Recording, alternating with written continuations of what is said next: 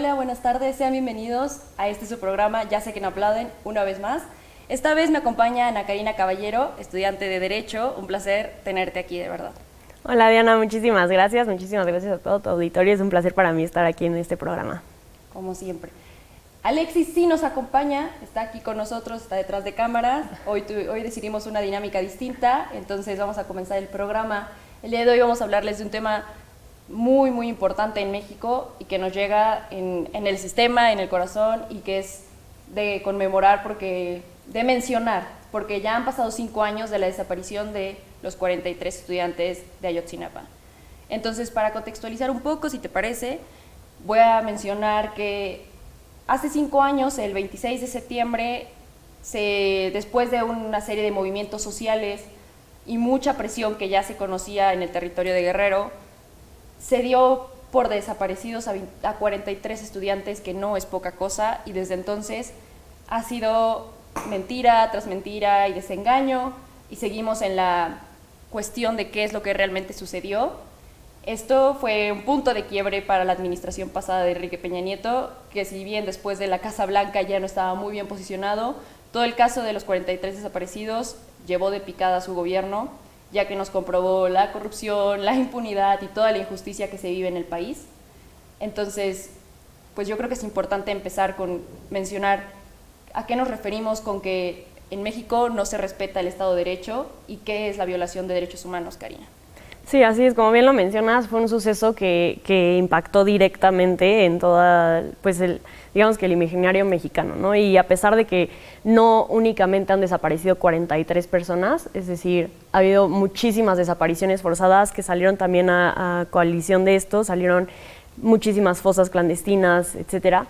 Y bueno, a partir de eso, pues se puede ver claramente una violación al Estado de Derecho, que en lenguaje jurídico lo entendemos como que todo lo que sucede dentro de un país debe de estar acotado a las leyes que lo rigen, ¿no? Entonces, y precisamente estas leyes deben de estar en acorde a los derechos humanos que están protegidos internacionalmente.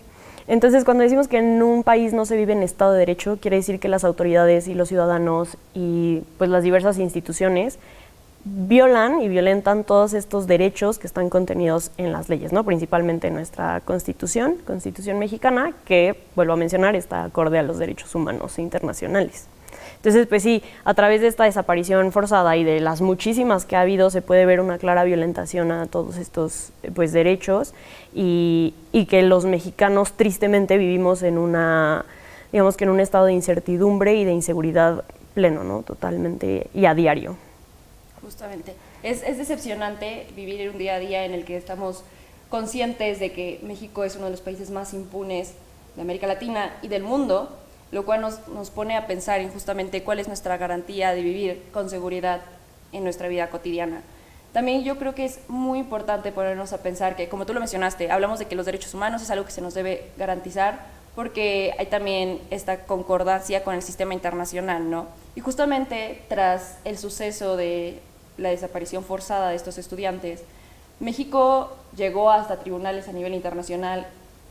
Tenemos y tuvimos presión de organismos internacionales, de la Unión Europea, porque esto es una cuestión de garantizarnos la seguridad, y esto gira en torno también a la inversión. Entonces, si hemos cambiado también nuestro sistema de justicia, ha sido en consecuencia de que como país no hemos tenido las herramientas necesarias o la capacitación necesaria para garantizarlo por nuestros propios medios. Entonces hemos autorizado que haya también cooperación por parte y asistencia técnica por parte de externos, que es sumamente importante la manera en que colaboramos con ellos.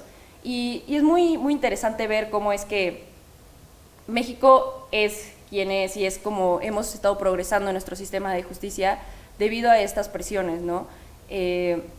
Hoy ya no tenemos un sistema de juicio como antes lo teníamos, hoy manejamos un sistema de juicio oral, que es parte de estas transiciones que hemos tratado de cumplir, y me parece que también es importante que para el conocimiento de todo el público mencionemos cuál es la prioridad de los derechos humanos en nuestra Constitución. Si no mal recuerdo, tenemos en nuestra Constitución garantizados en el artículo 1, que es prioritario, pero también existe una supremacía de los tratados internacionales en esta materia, ¿no? Sí, así es. En el 2011 hubo una reforma importantísima en todas las materias, ¿no? Pero que impactó directamente a la de derechos humanos, ya que en ese momento fue cuando los tratados internacionales se suben al mismo nivel que la Constitución, ¿no? Es importante para todos aquellos que no se dedican como a este mundo de la política y del derecho saber que la Constitución va por encima de cualquier ley, reglamento, decreto, etcétera, usos y costumbres que haya dentro de un país. Y así era. Pero en el 2011, ¿qué es lo que sucede? Dicen, ok, los tratados internacionales en materia de defensa de derechos humanos van a la par de la Constitución. Es decir, si hay un tratado internacional que proteja de manera más amplia un derecho humano, se puede atender este tratado internacional, se puede utilizar este tratado internacional, no digamos por encima, pero a la par de la Constitución. Entonces, este cambio es totalmente importante, porque como bien lo mencionas, antes había garantías individuales, así era como se le denominaba, pero digamos que solamente era el enunciado del derecho, decir, tienes derecho a la vida, tienes derecho a la libertad, pero no había un mecanismo real que el Estado protegiera y garantizara ese derecho.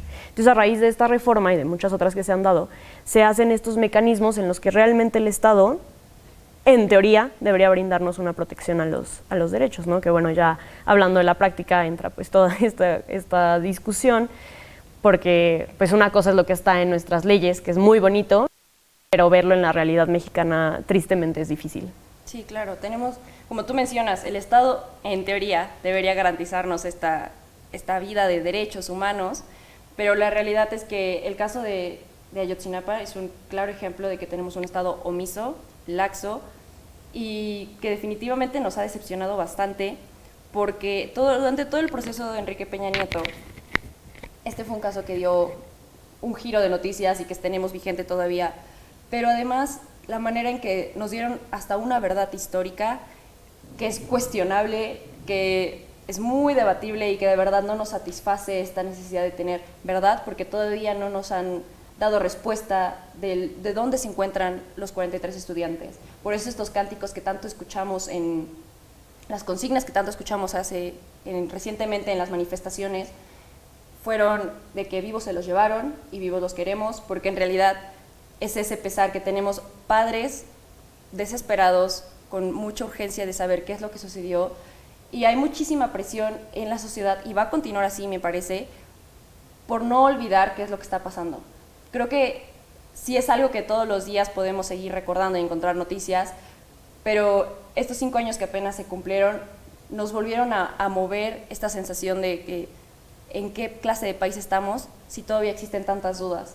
Si no fue nada más una persona y fueron 43. Y yo creo que es más alarmante que apenas estaban en una nota de Animal Político, confirmaron que existen 40,000 desaparecidos en México. Sí, exactamente. Estaba leyendo, precisamente andan por los 40,000 desaparecidos, digamos que de los que se tiene registro, ¿no? Porque hay muchos otros que están ahí afuera de los datos y que obviamente la cifra se dispararía muchísimo.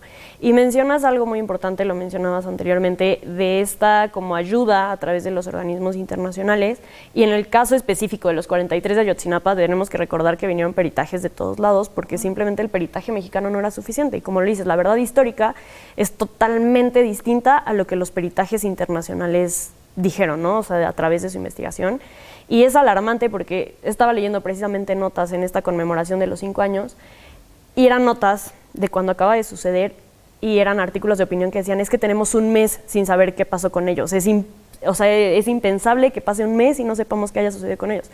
Y ahora verlo en retrospectiva y decir, es que no pasó un mes. Van 5 años y seguimos sin tener, digamos que tenemos pequeños indicios, pero nada da un resultado final de que nos acerque a lo que realmente sucedió, porque los peritajes están totalmente por lugares distintos, ¿no? Uh-huh. Y es tanto el peso que ha tenido este acontecimiento en nuestra historia que no es algo que nuestro presidente actual olvidó. Él desde campaña prometía y aseguró que se iba a encargar de los padres y del caso en su totalidad, y de hecho lo voy a confirmar, si me parece, es que su primer decreto oficial como presidente fue crear esta comisión para la verdad y justicia en el caso Ayotzinapa. Literalmente formuló toda una comisión de responsabilidades conformada de varios elementos de nuestro gobierno y de instituciones, organismos, personal, entre comillas, digamos que sí capacitado para dirigir toda esta investigación y poder darnos resultados, que tenía como propósito en primera, investigar y ser transparente, levantar hasta por debajo de las rocas las respuestas y cuestionar a las personas involucradas tuvieran el cargo que tuvieran, para después, como segunda meta, sí darnos resultados, poder darnos el paradero de estos estudiantes y poder darnos una verdad, pero una verdad seria, transparente y comprobable.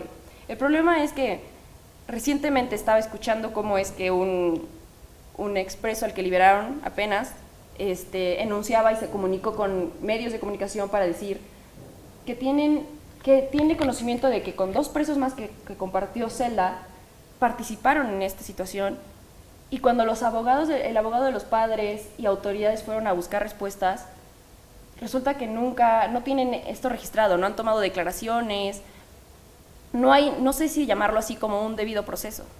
Sí, bueno, en realidad últimamente, bueno, no últimamente, desde que entró el nuevo sistema jurídico, el nuevo sistema acusatorio oral, ha habido muchísimas críticas, ¿no?, a tal sistema, y muchos dicen que es la puerta giratoria. En lo personal considero que obviamente es perfectible, hay cosas que falta ajustar, pero creo que realmente la culpa, digámoslo así, o la responsabilidad radica en las personas que no están preparadas. ¿Y a qué voy? A los ministerios públicos que no han tenido realmente la capacitación correcta para lograr implementar este sistema.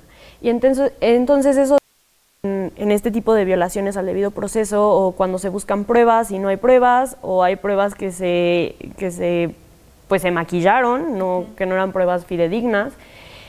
Y precisamente volvemos a lo mismo, que al final vivimos en un sistema de impunidad donde no sabes ni qué te va a pasar, ni qué le va a pasar al que te está violando algún derecho, ¿no? Es como realmente pues muy difícil, porque como lo dices, tristemente creo que estamos en una etapa generacional en la que todos son datos. Y entonces hasta que yo no escuche una cifra alarmante, no me preocupa. E incluso escuchando cifras alarmantes, parece que no importa. Parece que no. Y tenemos que recordar que a lo mejor sí fueron 43, o a lo mejor hay 41,000 desaparecidos en México. Pero cada uno tiene una historia, cada uno tuvo un sueño, cada uno tiene familia que pasan las noches y siguen esperando después de años que vuelvas a tocar a la puerta. Entonces creo que eso también es muy importante, hacer como el énfasis en volver a tener esta cultura de, tal vez son muchos números, pero es cada vida. Exacto, o sea, no es el número lo que importa, sino tal vez el trasfondo de a quién representa ese número, qué número nos va a tocar ser, o qué números son cada una de esas familias que se destruyeron, porque no nada más es la persona desaparecida, es todo un núcleo familiar que vive en la constante desesperación. El caso de los padres, ya unos cuantos han fallecido lamentablemente sin tener respuesta. Sí, y únicamente, o sea, hablo de la parte emocional, pero también podemos hablar como de la parte económica. Muchos de las personas que desaparecen, muchos de estos 43 desaparecidos, eran el soporte económico de la familia. Claro. Entonces desaparecen, y como no hay como tal vez un acta de función o algo por el estilo, no puedes acceder a una pensión. Entonces no es solamente el sentimiento de tristeza, el sentimiento de desolación, toda esta parte emocional de los familiares, sino realmente que se quedaron sin nada. O sea, ya hablando pues de la parte monetaria, ¿no? Que se quedaron sin una fuente de ingreso, y que obviamente esto también impacta en la pobreza de las familias mexicanas. Yo creo que eso es como muy importante para enfatizar que hay un desamparo por parte de las autoridades, porque muchas veces lo decimos, la salud y la justicia es para quien puede costearla. Y es una triste realidad que en México vivimos constantemente y está rodeada de impunidad, porque no hay respuestas, las carpetas solamente se cierran, y es un caso de que pasa un mes y llegamos a 5 años en el que nos mantenemos en las mismas. Los resultados que hemos tenido han sido escasos y nulos. Llegamos a tal punto que de los 142 involucrados que se tenían, han liberado a 77. Y eso nos habla de que un proceso nos está fallando y de que la justicia no la tenemos todo, y el disfrute que los mexicanos podemos tener de nuestra vida es laxo. Realmente yo creo que el impacto que este caso de los 43 desaparecidos es grande, es enorme, y es un peso que sí va a cargar en la espalda a nuestro presidente actual, porque es una presión política, social, que ha movilizado mucha gente y tiene un propósito. No es algo con lo que pueda salir y decir una comisión basta, es algo que de verdad requiere resultados, porque así como tenemos muchas versiones, teorías y documentales de lo que pasó en el 68 en aquel entonces, hoy tenemos alrededor de 44 libros publicados que giran en torno a este tema, y es poco para lo que viene alrededor, y es un flujo que va a seguir cayendo como bola de nieve realmente, ¿no? Sí, que probablemente, como bien lo dices, lamentablemente yo no veo mucha esperanza en que encontremos la respuesta. pero creo que sí va a ser, ya es un suceso histórico que va a marcar la vida de los mexicanos, ¿no? Ni tú ni yo estuvimos en el 68 y sin embargo nos mueve y creo que esto va a pasar con las futuras generaciones. Y como bien lo dices, o sea, el presidente actual se echó un peso encima, que tenía que hacerlo, yo creo que sí era su responsabilidad tomar a cargo, y más que mucho tiempo criticó precisamente, ¿no?, la gestión anterior. Entonces se puso un peso encima al hacer esta promesa de campaña, pero creo que no es únicamente hacer la comisión para encontrar a los 43. Creo que todavía la ley es perfectible. Hubo un gran avance en la reforma de la ley de personas desaparecidas, bueno, la desaparición forzosa, pero creo que todavía hay muchas cosas que se deben de excavar, de mejorar, y que bueno, eso también le toca a las cámaras de diputados, ¿no?, hacer ahí un hincapié para que encontremos estos 43 claro. Y que no haya otros 43. Sí, que no podemos seguir esperando a que los números incrementen. Yo creo que es importante que como ciudadanos no quitemos el dedo del renglón, porque esta es una circunstancia que nos rodea constantemente, diariamente aumentan los números y es lamentable, como tú dices, probablemente nunca sabremos la verdad, pero es importante no olvidar que existe una memoria histórica a la que tenemos que aferrarnos para exigir un México mejor y también ser parte del cambio, decidiendo por representantes honestos y una suma de esfuerzos que nos den verdaderos resultados, ¿no? Sí, así es, y vuelvo a lo mismo, la concientización. Hace poco tuve la oportunidad de escuchar el testimonio de una madre que sigue buscando a su hija. Fue bastante fuerte, porque lo escuchas en las noticias, pero el verlo cara a cara es algo bastante, pues a mí, o sea, no había tenido esa experiencia. Y vuelvo a lo mismo. Se habla también mucho de la desaparición forzada a manos de militares y autoridades, pero no se habla de la desaparición forzada a través de manos de particulares. Y creo que eso también está como un poco perdido en la parte legal y en la parte política y de opinión, que muchas veces esto también impacta en otros muchos delitos, ¿no?, que puede ser como por ejemplo el narcotráfico, la trata de personas, así, que terminan siendo víctimas. Y pues hay también otros factores en la ley que deben de perfeccionarse, como por ejemplo el tiempo de búsqueda, o sea, que antes se tenía no, pues espérate 72 horas porque seguro se fue con el novio, o seguro se fue de parranda, y esas 72 horas pueden ser vitales. O sea, esas 72 horas, si no se inicia la búsqueda desde el momento en que la familia dice algo no es normal, entre más se alarga el tiempo, más difícil es encontrar las pruebas. Y creo que eso también hay que perfeccionarlo de las autoridades, porque pues es necesario hacer las búsquedas oportunas y eficientes. Y después qué hay después, ¿no? Sí. Porque, ok, ya apareció la persona. Fin, no, es que, o sea, ya apareció, pero ¿dónde estaba? ¿Quién la tenía? ¿Por qué la tenían? Y todas esas cosas también se quedan, digamos que, pues, ocultas, ¿no? O sea, solamente importa encontrar a las personas y no se enfocan ya en por qué había desaparecido.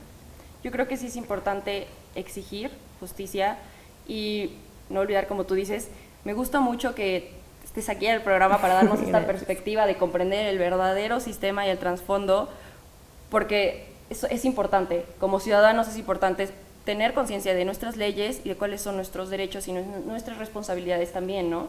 Y hablando en sintonía un poco de esto de los derechos humanos, yo creo que es importante también hacer expresión del gran paso que logró Oaxaca recientemente, el miércoles pasado, en la despenalización del aborto, pero al mismo tiempo comprender que es una lucha muy importante que se está llevando a cabo en toda América Latina, lo que conocemos como la marea verde. Quizá en otro programa lo podremos abordar un poco más, pero las demandas que se hacen es por el respeto de los derechos humanos y la garantización de la decisión sobre el cuerpo propio de cada una de las mujeres, ¿no?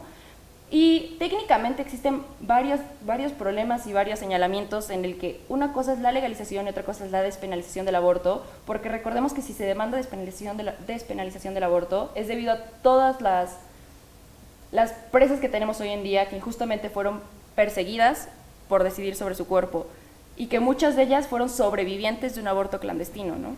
Sí, efectivamente, en la misma sintonía de respeto a los derechos humanos, no se puede respetar un derecho humano si no hay una ley que lo proteja, ¿no? O sea, creo que eso es muy importante y que muchas veces el público en general piensa que el legalizar algo, el despenalizar algo, el regular jurídicamente algo, implica vamos a aceptarlo, vamos a probarlo y ahora sí como quieran, ¿no? Y hablo un poco, por ejemplo, de los temas de marihuana y todos estos como temas que han sido controversiales, que muchas veces escuchamos, es que se quiere legalizar la marihuana. No, pues quiere decir que ya todos van a consumirla. No, significa que va a haber una reglamentación, va a haber un documento jurídico que regule precisamente cómo, cuándo, dónde y por qué. Y eso es también en materia de aborto, la despenalización, como bien lo dices, en la mayoría de los códigos penales de nuestro país es un delito abortar. Y entonces ahí es donde entra esta pues controversia y discusión que se ha dado, pues que las mujeres no son delincuentes por decidir sobre su cuerpo, ¿no? Entonces realmente yo creo que es un avance enorme de Oaxaca el simple hecho de decir hay que hablar de esto y se va a hablar así, ¿no? O sea, vamos a meterlo en, más bien sacarlo de los códigos penales y ver la manera de regularlo, porque al final lo que se busca es el respeto a los derechos humanos de todas las personas, claro, ¿no? Y yo creo que es muy importante comprender cómo es que es un tema muy controversial, pero hablamos de derechos que no se deben de tomar como un debate moral, sino como un debate legal, porque existen muchos sustentos, sí científicos, pero también políticos y también legales, que reafirman la importancia de que las mujeres tengan este empoderamiento de poder decidir sobre su cuerpo, porque es salud. Y un aborto viene siendo parte también de la vida reproductiva de una mujer. Es un evento más de la salud de la mujer y no por eso merecen ir a la cárcel, porque es una realidad que en México tenemos los índices más altos de embarazos adolescentes y de niñas, de acuerdo con los 34 miembros de la OCDE, y eso nos dice muchísimo de cómo hemos fallado como Estado y también como ciudadanos en poder demandar y regular este acceso a los derechos a la educación sexual, porque recordemos que cuando vimos estas marchas en favor de la despenalización del aborto, entre las consignas lo que más se demanda es, y en este orden, primero educación sexual para decidir, anticonceptivos para no abortar y aborto legal para no morir, porque educación sexual primero espanta. Y hablamos de que educación sexual es un mecanismo en el que además los jóvenes pueden comprender y aprender a hacer conciencia sobre su cuerpo y a identificar lo que es abuso y lo que no. Anticonceptivos porque deben ser gratis, porque la gente debe, una vez consciente de lo que significa tener relaciones o no tenerlas, cómo protegerse, y porque la realidad es que los abortos suceden, en la ilegalidad suceden y las que mueren son mujeres realmente. Sí, efectivamente, y como bien lo mencionas, en estas cifras de embarazo adolescente e infantil, creo que muchas veces se ha escapado el hecho de que, bueno, una niña de 8 años que está dentro de las estadísticas de embarazo infantil, no es precisamente porque a los 8 años quisiera tener relaciones sexuales, ¿no? Que muchas de estas estadísticas derivan de violaciones sexuales. Y afortunadamente en la mayoría de los códigos penales de toda la República ya está legalizado, autorizado, o más bien no penalizado, el aborto en casos de violaciones, ¿no? Pero creo que sí hace falta más énfasis, más estudio, más, como bien lo comentabas, un estudio, digamos que lógico, técnico, científico, económico, político, y no únicamente moral. Que claro que hay espacio para el debate moral, pero yo sí creo que debe haber una separación entre el debate moral y el debate legal político. Claro, es súper importante que confirmemos la importancia de cómo ciudadanos tenemos derechos y tenemos que garantizarlos, y si no tenemos la oportunidad de tenerlos garantizados, hay que demandarlos. Y estas movilizaciones que se han hecho por el caso de los 43 desaparecidos de Ayotzinapa y por la despenalización del aborto son pruebas de cómo es que la sociedad civil puede tener un impacto muy importante en la agenda de nuestros legisladores, en la agenda de gobierno y en la manera en que a nivel internacional podemos posicionar a México.